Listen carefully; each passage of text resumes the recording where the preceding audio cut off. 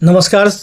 मेरा नाम है कमलेश कुमार सिंह। मैं स्टेशन सुपरिटेंडेंट हूँ। प्रभादेवी स्टेशन में हूँ जो मुंबई सेंट्रल डिवीज़न में स्थित है, वेस्ट टनल में स्थित है। चलिए एक हमने हिंदी राजभाषा के बारे में पिछले वीडियो बनाया था। अब इसमें आगे बढ़कर आगे देखते हैं, क्योंकि हमको 10 क्वेश्चन आने वाला है, तो हमने सोचा है कि 10 क्वेश्चन पहले कर लेते हैं। उसके बाद कवच का जो कुछ पार्ट बाकी है उसे करेंगे। अभी तक आपने कवच वाला नहीं देखा है, लाडी के बारे में नहीं देखा, पाइथन के बारे में नहीं देखा है, तो मेरे यूट्यूब चैनल स्मार्ट एलमी मास्टर में जाकर देख लीजिए उसे।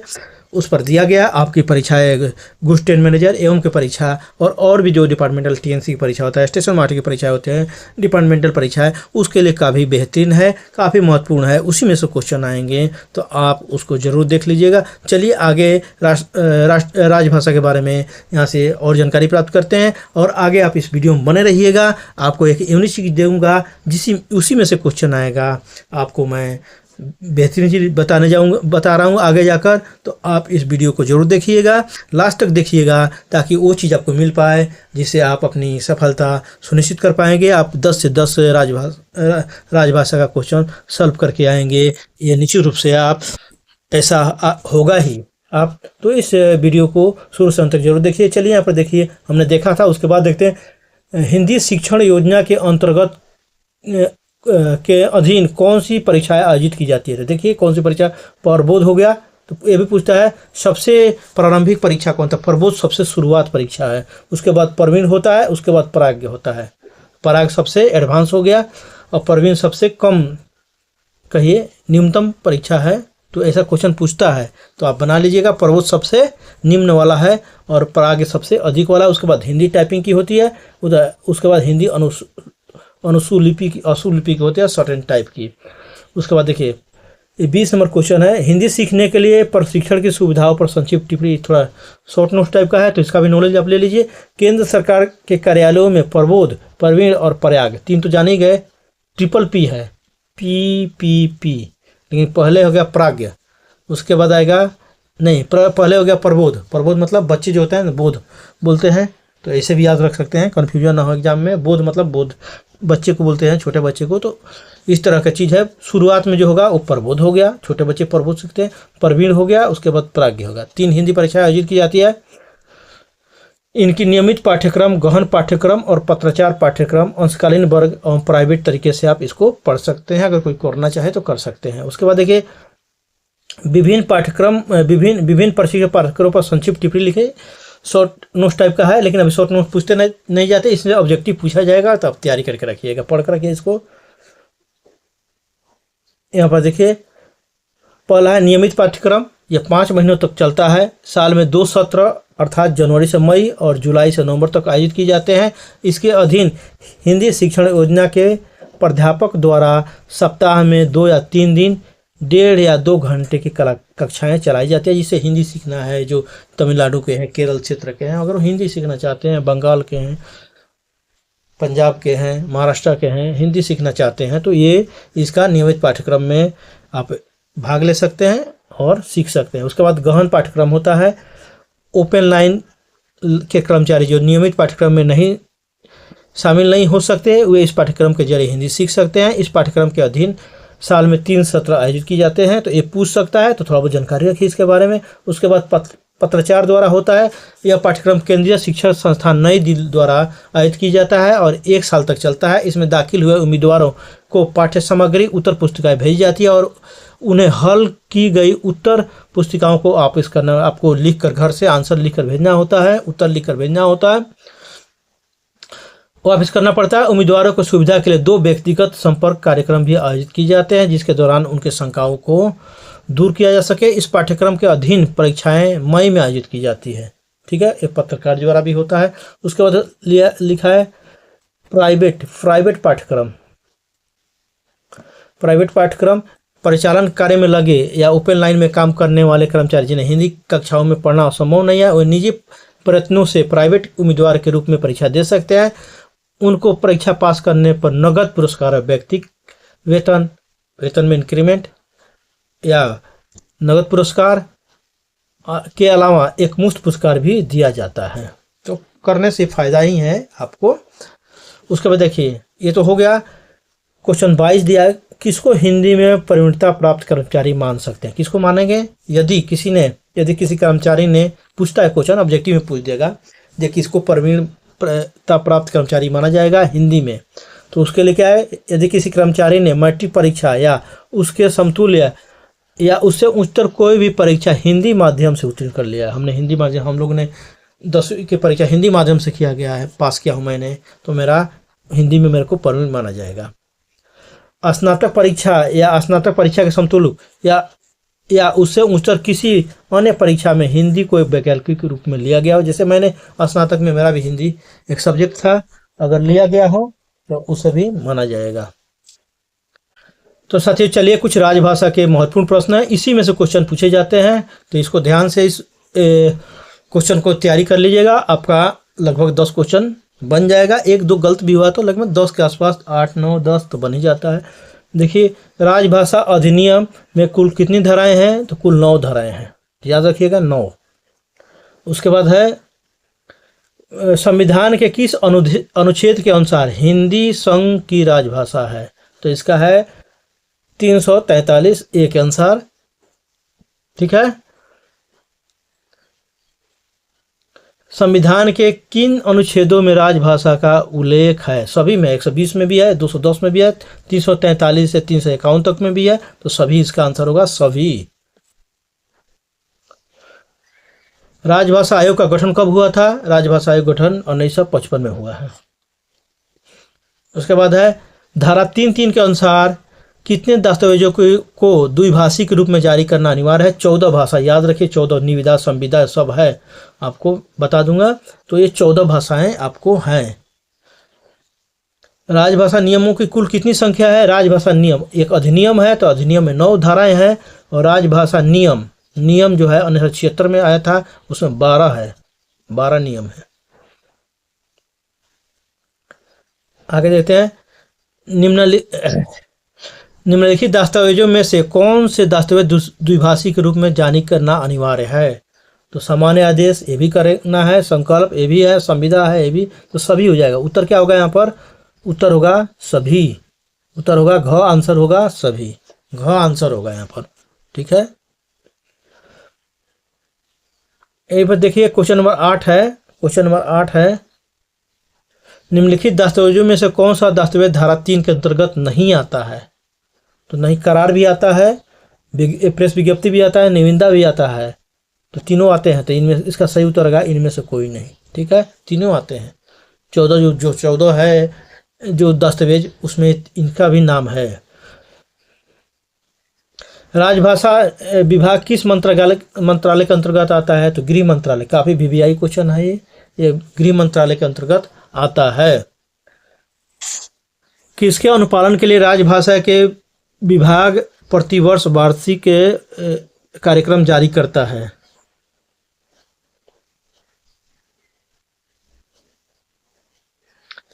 किस अनुपालन के लिए राजभाषा विभाग प्रतिवर्ष वार्षिक कार्यक्रम जारी करता है, बल्कि ये राजभाषा संकल्प के लिए इसका आंसर होगा ग आंसर होगा।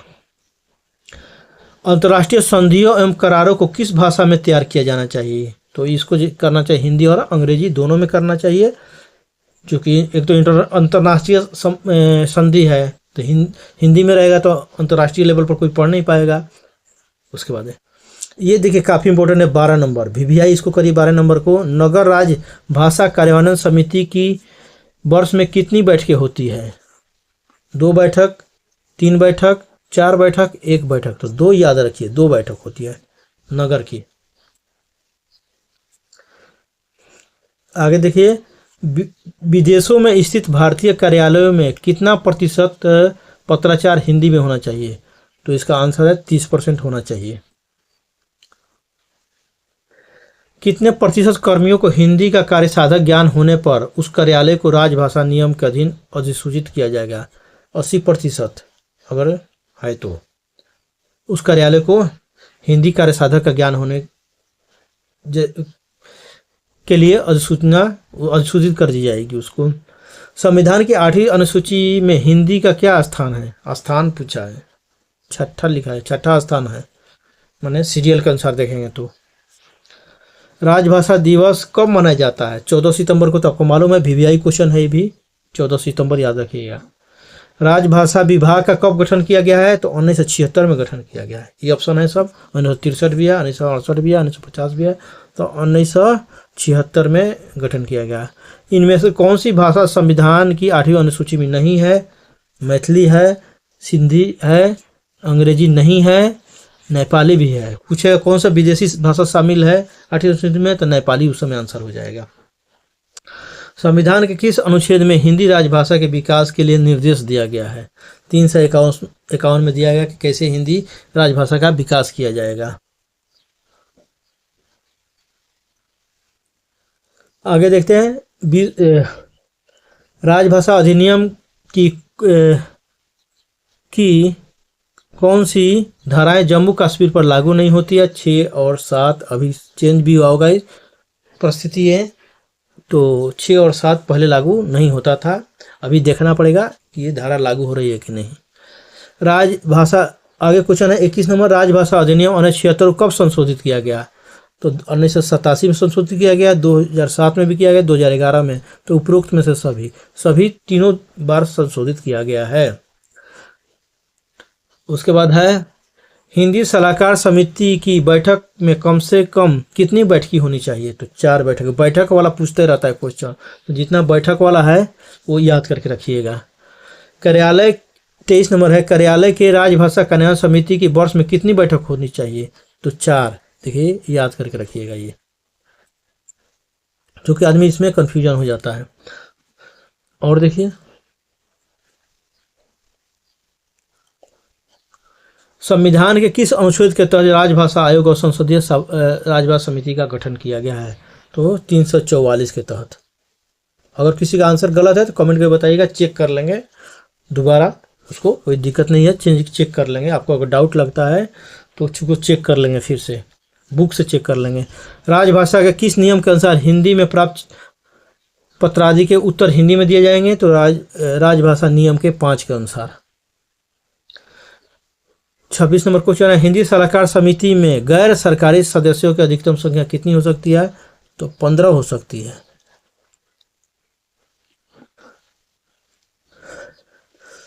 आगे का क्वेश्चन है 28 नंबर, केंद्रीय सरकार के कितने कार्यालय पर नगर राजभाषा कार्यान्वयन समिति का गठन किया जाएगा? केंद्रीय सरकार कितने कार्यालय होने पर, केंद्रीय सरकार के कितने कार्यालय, 10 कार्यालय अगर नगर में होगा तो राजभाषा कार्यान्वयन समिति का गठन किया जाएगा। संविधान की 8वीं अनुसूची में पहली भाषा कौन सी है? असमिया है, अल्फाबेटिकल एक तरह से असमिया है। संविधान के किस भाग में राजभाषा का संदर्भ मिलता है? तो 17 भाषा में तो है ही, भाग 17 में है, 6 में भी और 5 में, तो सभी लिखा हुआ है सभी में। संविधान का अनुच्छेद 210(1) किस राज्य पर लागू नहीं होता? जम्मू एंड कश्मीर पर। अगर ये क्वेश्चन ऐसा पूछता है, शायद अभी नहीं पूछे लेकिन पूछता है, तो जम्मू एंड कश्मीर। संसदीय राजभाषा समिति में लोकसभा कितने सदस्य होते हैं? 30 सदस्य टोटल होते हैं, उसमें 20 लोकसभा के और 10 राज्यसभा के होते हैं। तो 20 लोकसभा का पूछा है तो 20 उत्तर हो जाएगा, अगर राज्यसभा का पूछेगा तो 10 हो जाएगा। तो याद कर लीजिए, इसको पूछता है ये। आगे है, हिंदी को राजभाषा के रूप में कब स्वीकार किया गया? तो 14 सितंबर 1949 को आप जानते हैं। इसी के उपलक्ष्य में आपको 14 सितंबर को हिंदी दिवस मनाया जाता है। संविधान की 8वीं अनुसूची में कितनी भाषाओं का उल्लेख है? 22 है। पहले शुरू में 14 था, उसके बाद बढ़कर 18 हुआ, फिर 22 हो गया है। राजभाषा नियम 1976 के नियम 5 के अनुसार हिंदी में हस्ताक्षर पत्रों का किस भाषा में उत्तर दिया जाना चाहिए? तो हिंदी में दिया जाना चाहिए, इसलिए क्वेश्चन पूछ रहा है।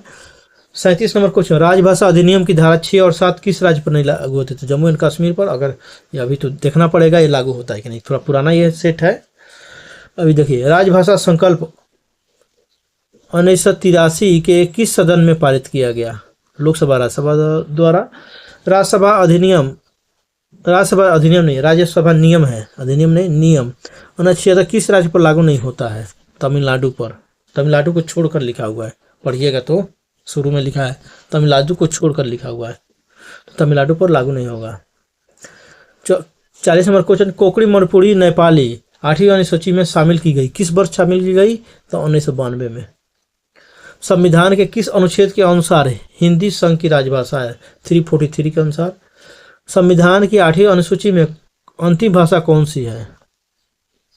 तो उर्दू है, यूज है, उर्दू है। राजभाषा नियम किस वर्ष बनाए गए थे? 1976 में, आप जानते ही हैं।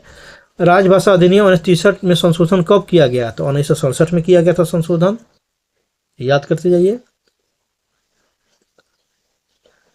राजभाषा नियम 12 के अनुसार राजभाषाओं के अधिनियम उसके अधिनियम बनाए गए नियमों के उपबंध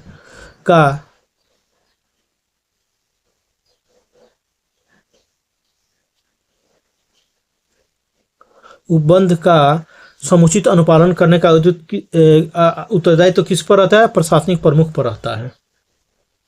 तो इसका आंसर प्रशासनिक प्रमुख हो जाएगा।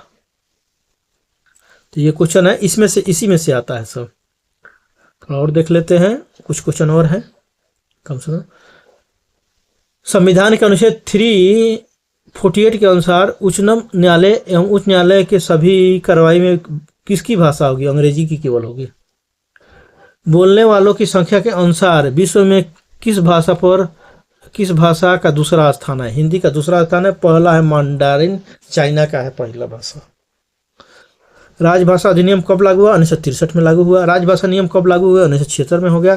केंद्रीय अनुवाद ब्यूरो की स्थापना कब हुई है? 1971 में हुई है।